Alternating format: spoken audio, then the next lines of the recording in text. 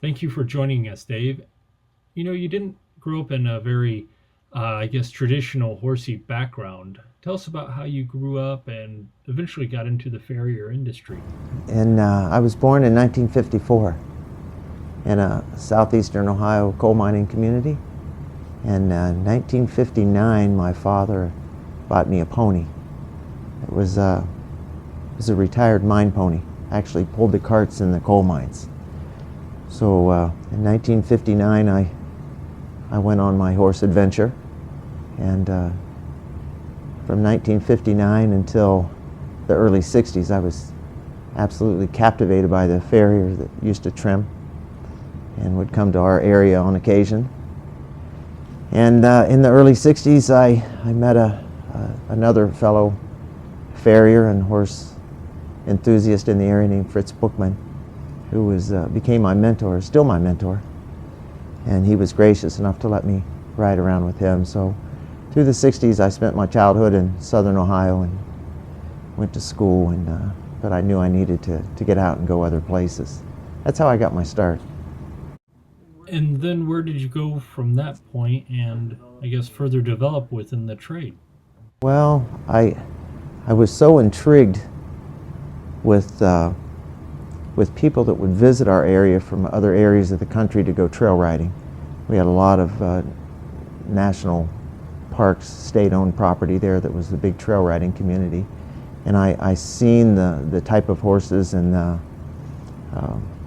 people with better income, and the shoeing obviously was a better quality, and I just wanted to get out of that area. The coal mining wasn't a very good way to make a living, and my father and mother moved to northern Ohio, where my father got a factory job. So of course I tagged along with that, and immediately tied in with a local riding stable called Hannum's Riding Stables in Kent, Ohio, and tied right in there with all their hack horses and sharpened my skills, I guess I would say, on trail horses in the early 70s. What was it about farriery that drew you in and made you want to join the industry? You know, some people are intrigued with firemen and doctors. Or the first time I saw a farrier work was a blacksmith who did some horseshoeing, but in an actual little shop where he sharpened mining tools. And I was so amazed by that. I was mesmerized like a fire. And I just couldn't get enough of it. I would watch him and stop on my way to or from this trail riding place where I went. And then, of course, once I met Fritz Bookman, he had a real truck and real equipment.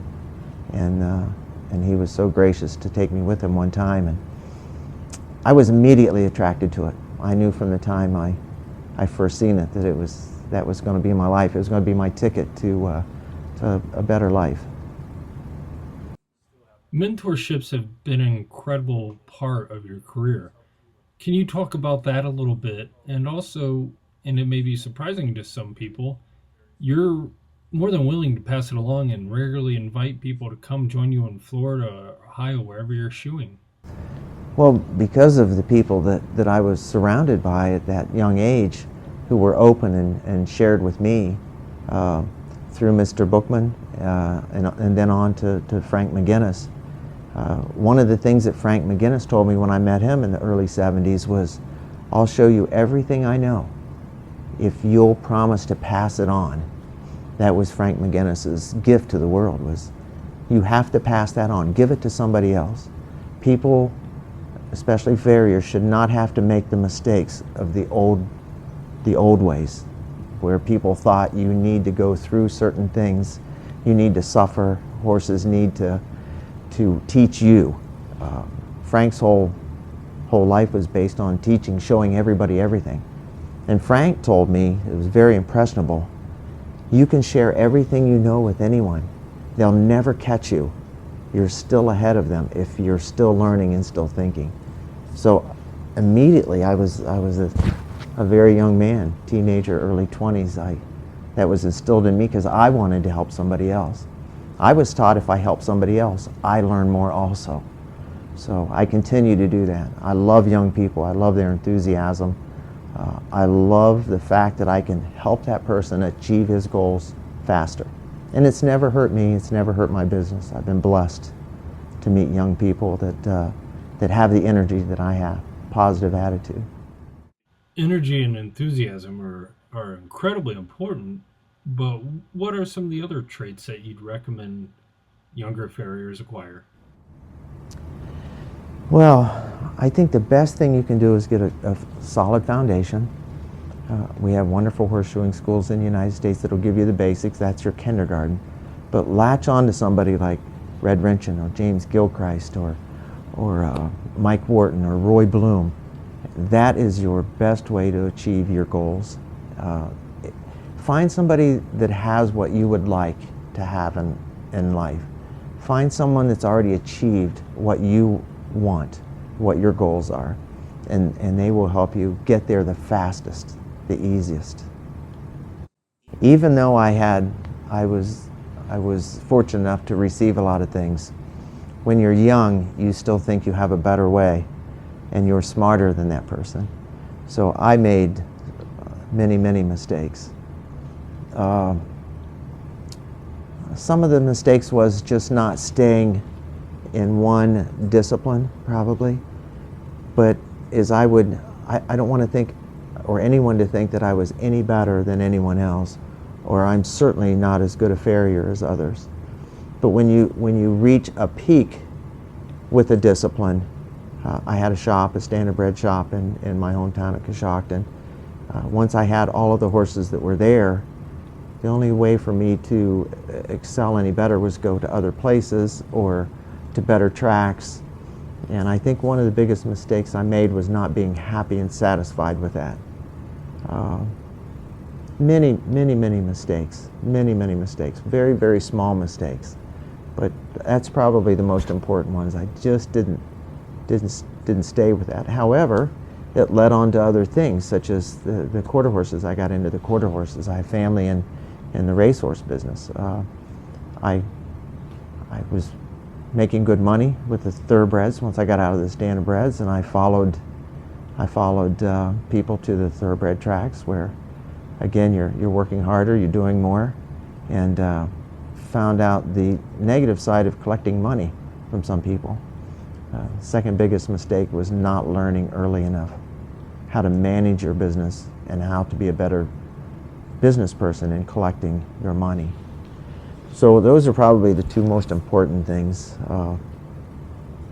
That doesn't mean you have to have skills to do those. You don't have to be a great farrier to learn to be happy with where you're at and to be consistent and stay in one discipline. And you don't have to be a skilled farrier to learn how to collect money. There's so much more to horseshoeing than just shoeing on horses, just nailing on shoes. I think the third biggest mistake was not learning that earlier. I thought the way to success was through a fire and an anvil. And we have a new generation of farriers coming on now that are learning from my mistakes, and they're learning the business side of it through the help of the farrier industry and the Farriers Journal. There's so much to learn about shoeing horses. So if anyone can learn from some of those mistakes, I think it would be fortunate to take those shortcuts. What was it that compelled you to change from shoeing the Standardbreds and to go into those other disciplines? I loved it. There's not been a discipline that I've done that I didn't love. I don't necessarily think there was anything that turned me off. I had a family, and the family was growing. I exceeded the money that I could charge at that level, at that discipline I was doing. At the track, at my little shop that I had, there's only a certain amount of horses, only a certain amount of stalls, one shop. I was blessed to be there. I loved the people, but I couldn't go any farther. And when your family grows from 1 to 2, 3, 4, 5, I had 5 of the best kids in the world. It takes a lot of logs to keep that fire going. But I loved it. I loved it. The Standardbred shoeing taught me so much. The people like Dr. Steele from New York, who is now into the hunter-jumper industry, Dr. Gobble at Ohio State, who wrote books about shoeing that this industry has never seen. Amazing people. That's the reason why I changed. I like challenge. I like meeting farriers that are in this industry that have excelled. I want people to practice what I preach because I practice what I preach. I seek out those farriers who have greater knowledge, and I'm a sponge when I'm around them. So when you meet people that excel in the other disciplines, you can't help but just feel a huge attraction to them.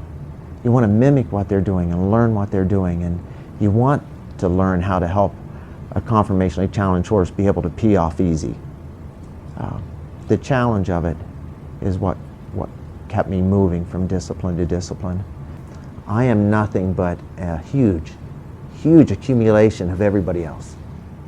Maybe I have a desire, a little more desire, or maybe I'm a little bit more positive, but it's so easy to learn by osmosis and absorption. It's so easy to get things from them. And that's it. That's the big secret to my success, is just surrounding myself with people that were better than me. Standardbred shoers have earned that reputation as problem solvers. So, how do you still see that translate to your work today? You know, every day, I see things that I did with the Standardbreds come out in my work every day. For me, what helped with Standardbreds was, of course, being around those people that were there, but Dr. Gobble was very interested in gaits. And he made a comment to me one time that Standardbred shoeing should be the easiest discipline to learn because you're only focusing on one gait. So forget the walk to the track and forget any galloping, because we don't do that. Think one gait. And from that moment on, I was able, it almost made it slow motion to me. So you understand conformation. And conformation is conformation on any horse. When you study a Standardbred horse and their conformation and the challenges that they have, and all horses have challenges, it really comes into focus very simple. So looking at that horse that has its knees rotated out, cannon bones are twisted and then the toes are in, you know where he's going to break over. It slows down. Likewise, you see that when that carries over into the quarter horses, the thoroughbreds, and the bigger horses, it's just bigger stock. I think the Standardbreds taught me conformation so quick when I slowed it down and focused on the one gait, when you forget about everything else. And horses that go on to lope or canter and other disciplines are just accelerating speed. So if you understand that gait, that trot or pace, and you transfer that into the larger horses and understand the conformation, it all just works. So it's applied, and I think it'll be applied forever. I think that carries on into every other discipline. And I wish more people could appreciate the Standardbred industry. And I'm saddened that it consumes us. Even when I was on the track and I had my little shop, your whole life was on that track. And it was daylight till dark, and you didn't know the rest of the world was around you. I think it still happens today that we have wonderful farriers shoeing Standardbred horses that I wish we could get to and learn from them. Would you then recommend, regardless of whatever your discipline, if you're starting out or early in your career, you try to go find that Standardbred shoer and work with them? Highly recommended. I think it's grossly overlooked in the entire United States and possibly the world, because they're in a fixed location. They're always around a huge population area. They're right there. If you can get this person to allow you to come in, you know you're going to be there at a certain time. You know he's going to do a horse every hour all day long, and you can focus. You can focus on what this man's doing, and easy to watch him in the forge. He's always got an area that's designated shoeing area, designated forge area. Wonderful learning experience. I wish that people would capitalize on it more. Every horse that a farrier deals with presents a new set of variables, and these can be complex in of themselves. You know, the horse's job, its conformation, the footing, and so on. How do you approach each horse, and do you sort of survey each one with a mental checklist? I, that's a very good question because I really believe that the older the farrier gets, the more capacity his brain has to function as a computer. Because I've been involved in conformationally challenged horses, different disciplines, and there is a checklist in every farrier's brain, what he needs, whether it's just watching the horse take a step out of the stall, listening to it coming down the hallway. Everyone goes through that, and we all have a way to achieve what we want to get done. But I think the most important thing about conformation is not to make too fast a judgment.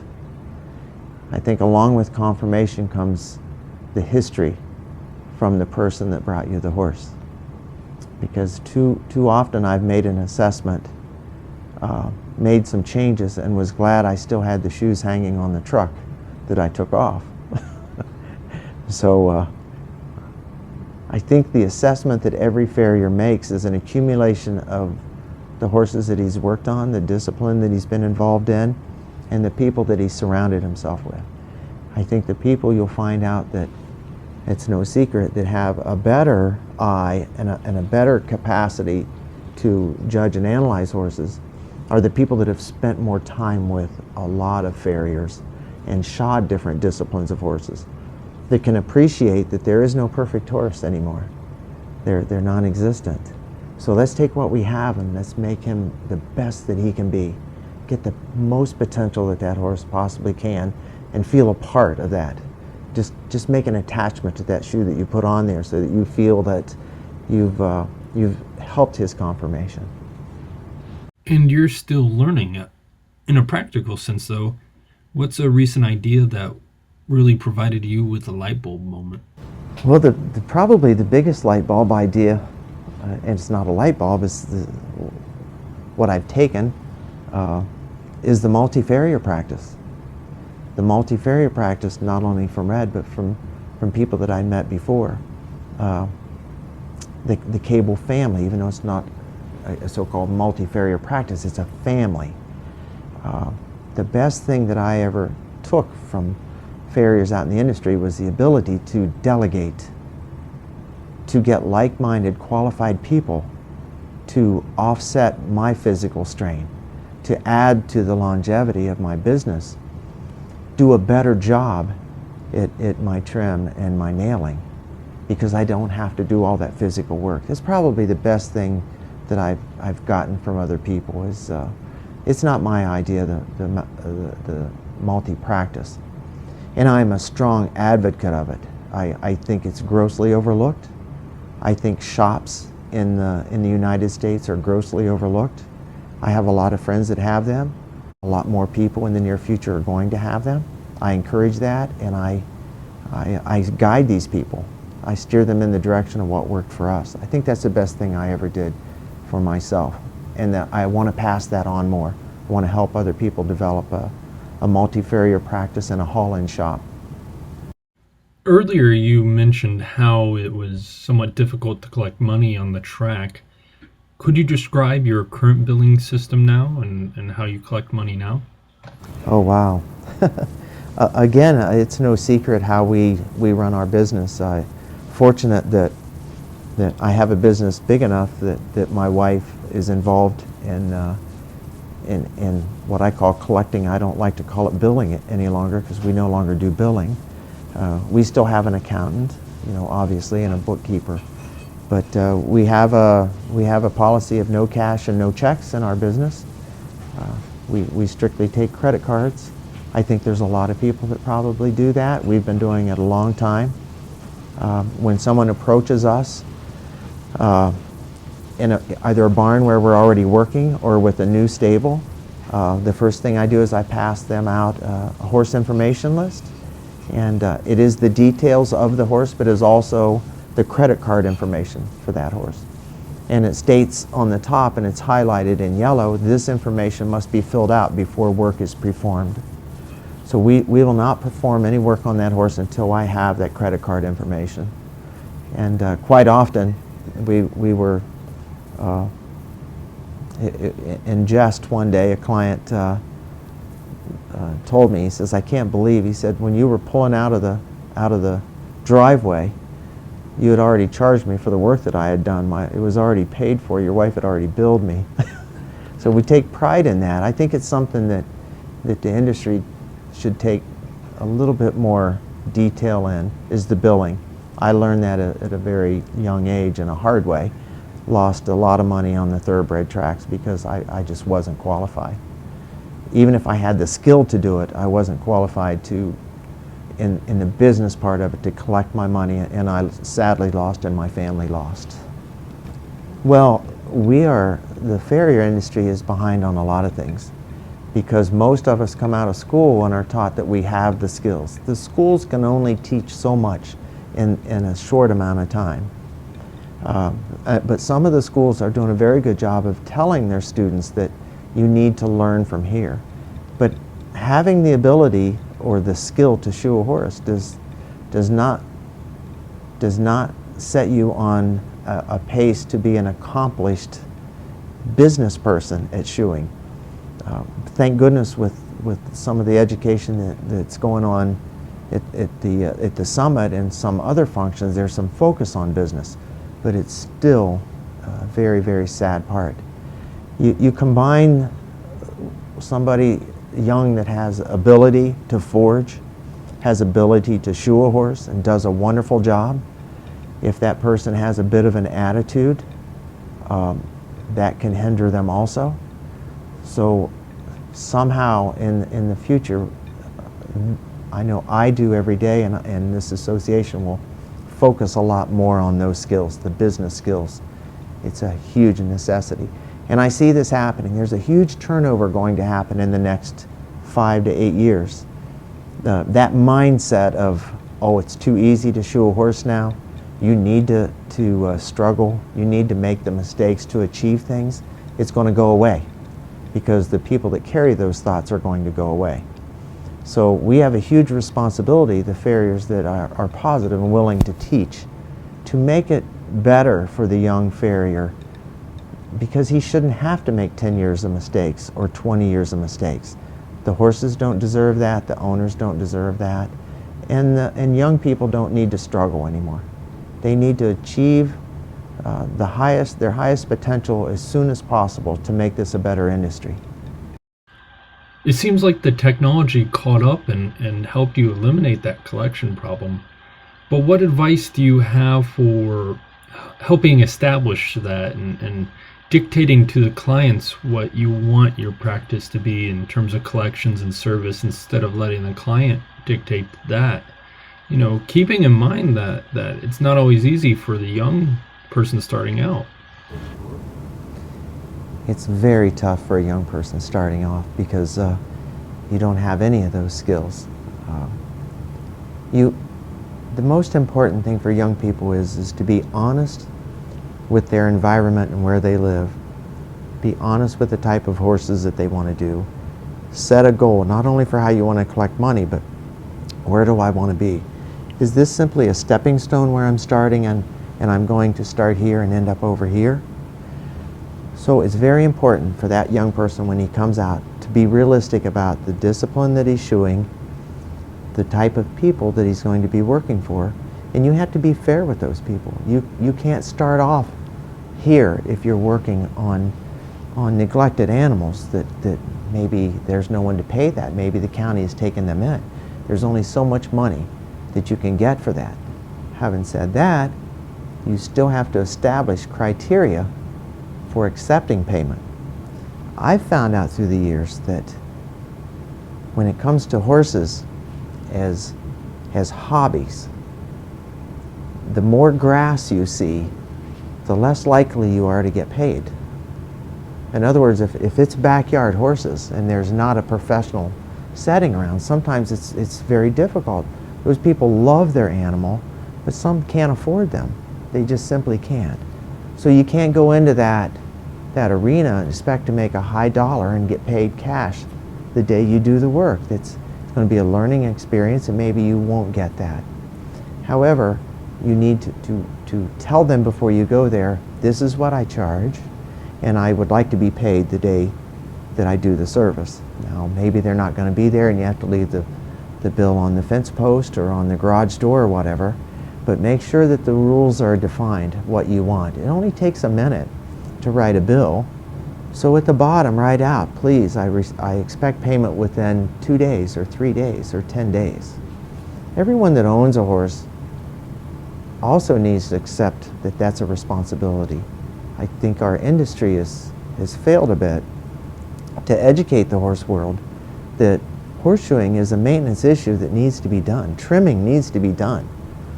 I don't think we've really taught everybody, especially the people that get in at the bottom level that just want to have a pet.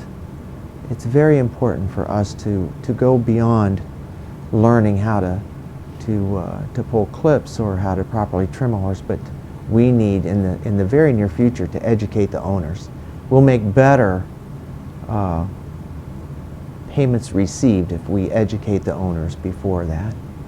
Obviously, with the multi-farrier practice, there's the benefit that comes with helping alleviate the physical nature of the work. How has it improved or changed or influenced your enjoyment in terms of the people you work with? I have fun every day shoeing horses. The multi-farrier part of it, it makes it easier to do the job. You have the people involved with you that you like to be with. You try to get rid of the stress from the barn if possible. The work is the easy part. When you enjoy it that much and you work with people who enjoy it, we really have fun. We have a lot of fun. We work, we get a lot of horses done, but we enjoy it so much. And it's funny because when I work with one particular person, either my son or the boys that work with me very often, we almost have like a telepathy or something. We read each other's thoughts, and we have little codes to lay things, and they look at shoe wear before me and they'll second guess me. My boys second guess me and they teach me because we overlook things, we get into that pace. So when you can achieve that and working where we're at, we're fortunate to be in the barns that we're at, surround ourselves with people that are positive also. We have fun. I really have such a sense of sadness to think there are people shoeing horses that don't enjoy it, that don't have fun. We can't wait to work every day, with the stop at the coffee shop, of course, first, but in the evenings, the early days, I find myself wanting to stop off at a barn to watch someone ride a horse. I just can't get enough of it. And I feel sad that there's horseshoers that don't get that, or a young farrier somewhere that wants that. I just want to help everybody feel what I feel, to be a part of it, to know how fortunate we are to be in this wonderful industry. Tell us about the mechanics of the practice. Do you guys have such a thing as a typical day?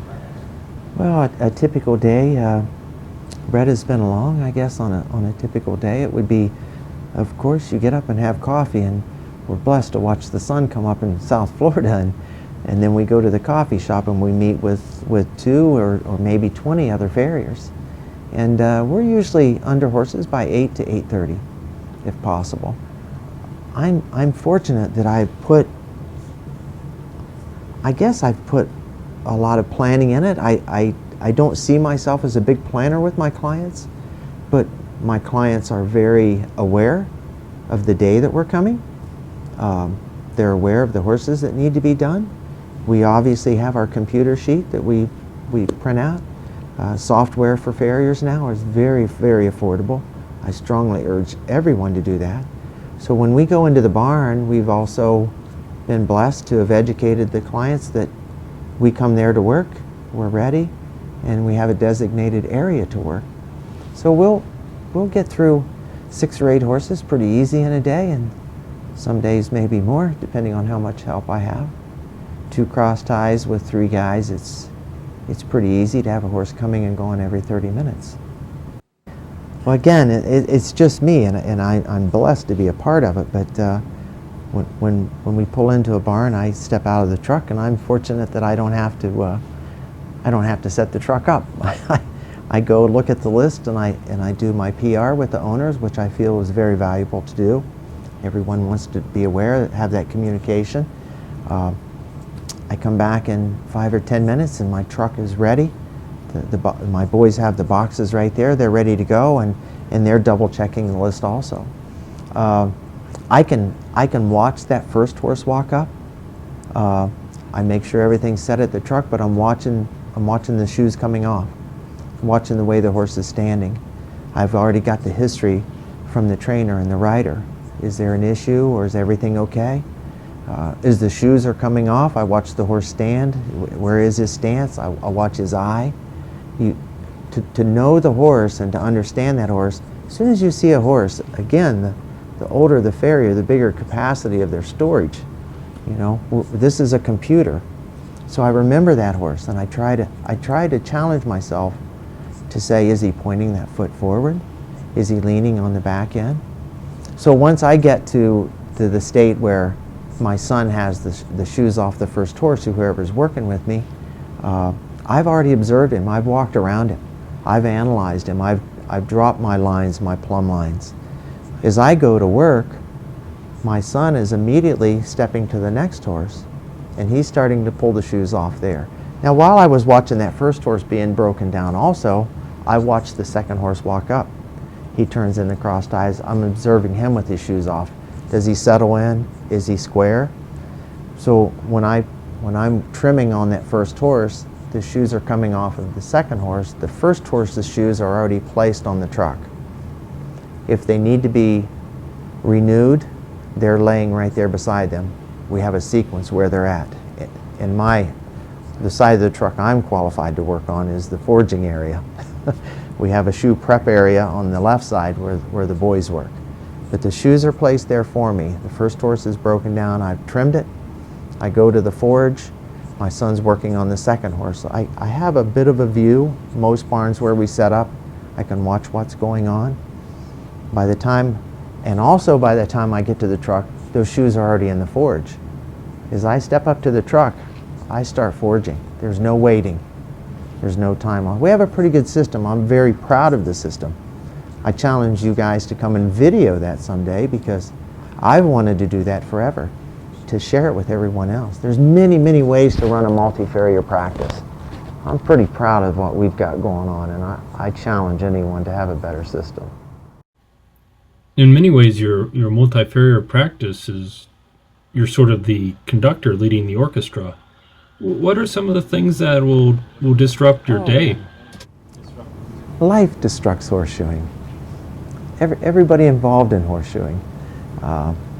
There's always a sour note once in a while in a good orchestra, but you pick up on that and go on. Probably some of the basic things that's happened is somebody wants you to go watch a horse go, which I love, but that takes a break in the action. But my son knows where to go from there. Work still goes on. He's cleaning the truck or reorganizing the shoes, or I have the most organized son in the world, and that's been a huge benefit for me. Probably a question on another horse, and sadly, because again, as farriers, we have uneducated owners. We're often asked, I am, to answer questions that we shouldn't be asked to answer. Sometimes farriers, I know myself, I've crossed that boundary many times. I'm more aware of that now. I don't like to do that. Well, I think we need to focus on the foot. Just what Dr. Gobble taught me about, it's one gait. Focus on that one gait. If we as farriers focus more on the foot and realize that we're not veterinarians, we shouldn't try to diagnose or ever diagnose another problem. If it's an issue where the vet has already been there and they've contacted me and we're working together, I'm happy to do that, but I don't want to do a veterinarian's work. I'm not a saddle fitter. I fancy myself as a rider, and I've rode, but I don't want to make those judgments. The saddle may fit the horse very well, may not fit the rider at all, but I would rather leave that to that expert.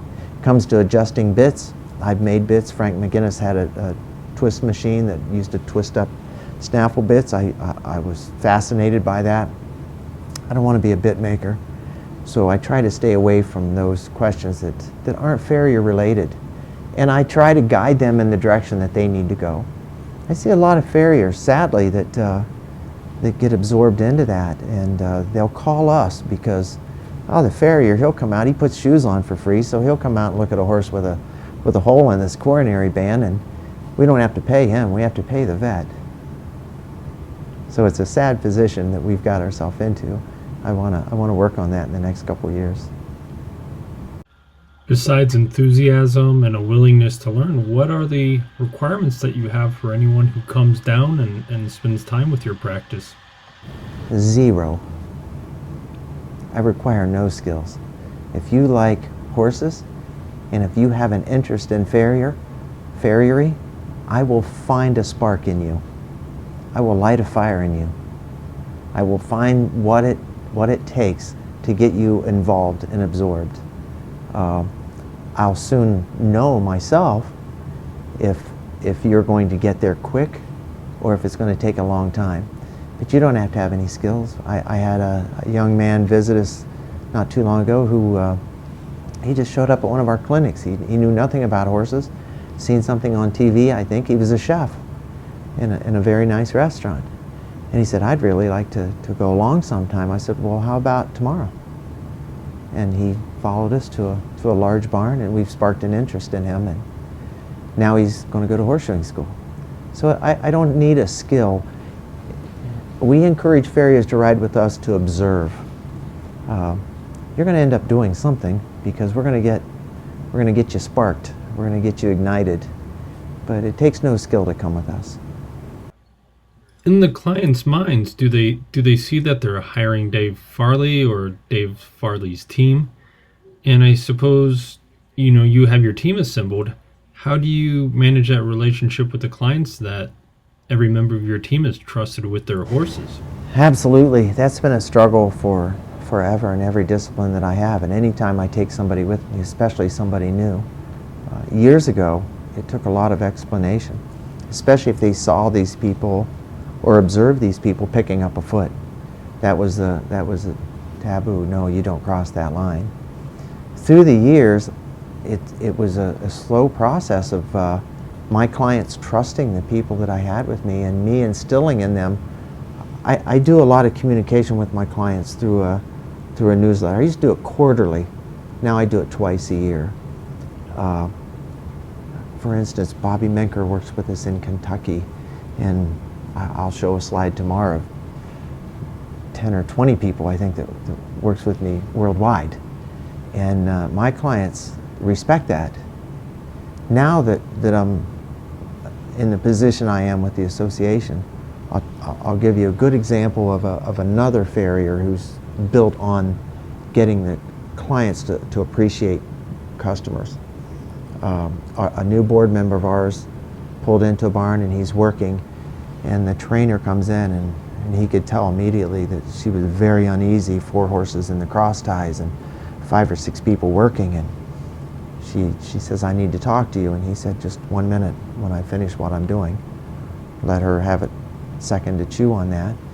And he told me that he finally come over to her, and she says, I'm uncomfortable with this, all these people working on the horses. And he said, I'd like for you to know that every person that works for me is an APF member and up to date with his credit hours. And he actually receives twice as many credit hours as the vets are expected to be.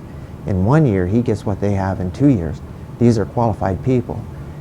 And you could just see the stress relieve off her. She said, oh, okay, I'm fine with that. It's kind of what I've done through the years. I think the people that I work for trust that whoever's with me, whether they have 0 skills or a lot of skills, I know that, and I only let them do what they can do. I was, in the last probably 15 years, 98 or 99 on, I've never had an owner. I'm blessed. ask me, why are you sending this person? Why aren't you there? They accept anyone that works with us without hesitation, no question whatsoever. It's an education thing. It's a learning, communication thing with your clients. Something that we don't get enough of in our schools and in our early part of our careers. Over the time you were working by yourself and then you established this multi-farrier practice, how long did it take you to become comfortable with that leadership role and directing others what to do? Very, very early on. I had farriers working for me when Red had his multi-farrier business. It's a good question. I would have to look back. I had a very good partner, Steve McKee.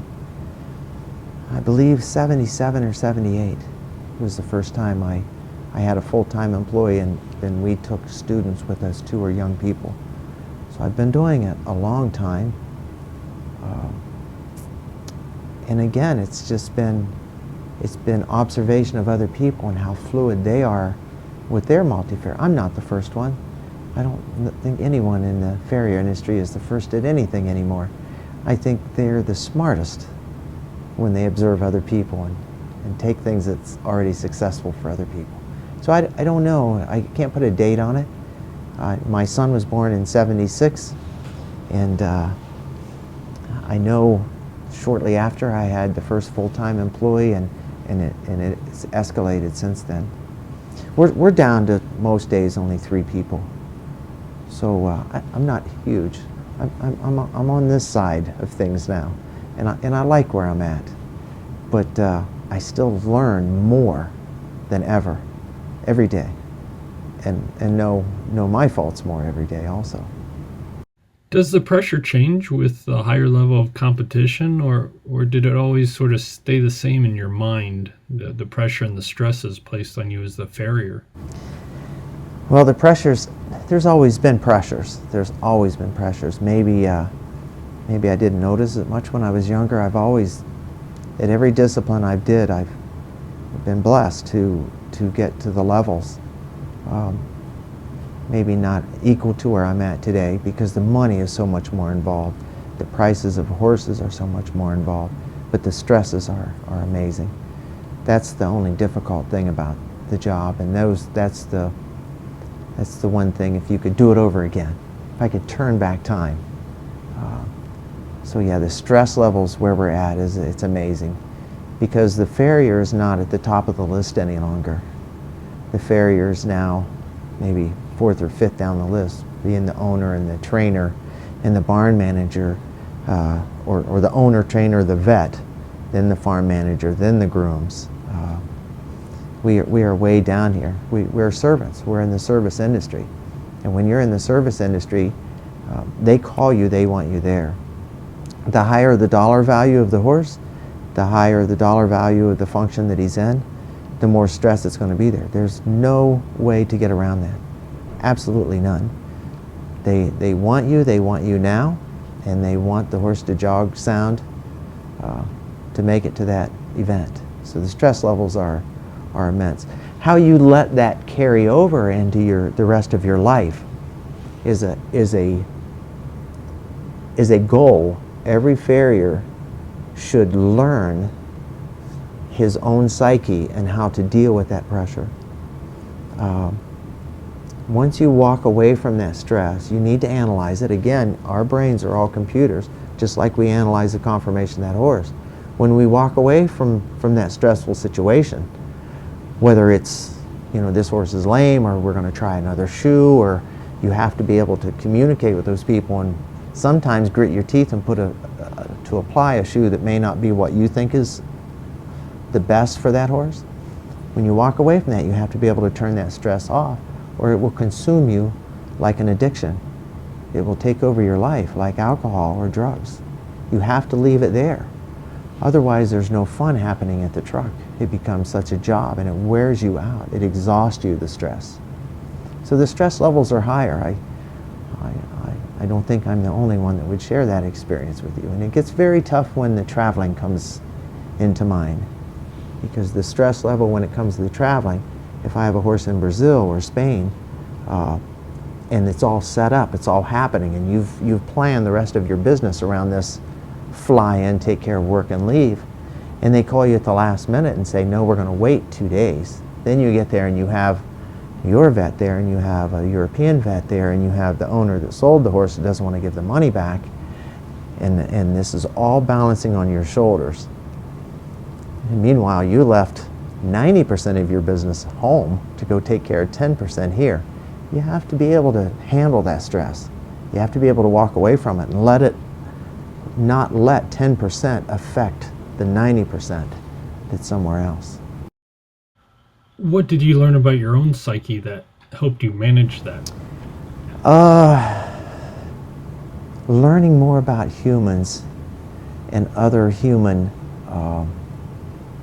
psychological traits. I study a lot of my clients who are very successful people, and I'm fascinated with people and humans, and myself, and I know what my weaknesses are. But you learn that by studying other people and learning. There's so much to learn about people, and I think it's wonderful to be able to handle that and walk away from it, to know that it can consume you. Some people don't have that ability. I think they could learn, but I don't think there's anything in life that a farrier, if he wants to achieve it, I don't think there's anything that he can achieve if he learns how to manage his own mind. You can do anything you want. You can shoot any horses that you want if you learn how to handle your mind. If you keep it open, you keep it a sponge, and know how to separate pressure from physical. Know your physical part. Know that sometimes this can overcome the physical part and make you hurt yourself a bit, stress yourself, do too many horses, listen to too much that's going on. You have to listen to it.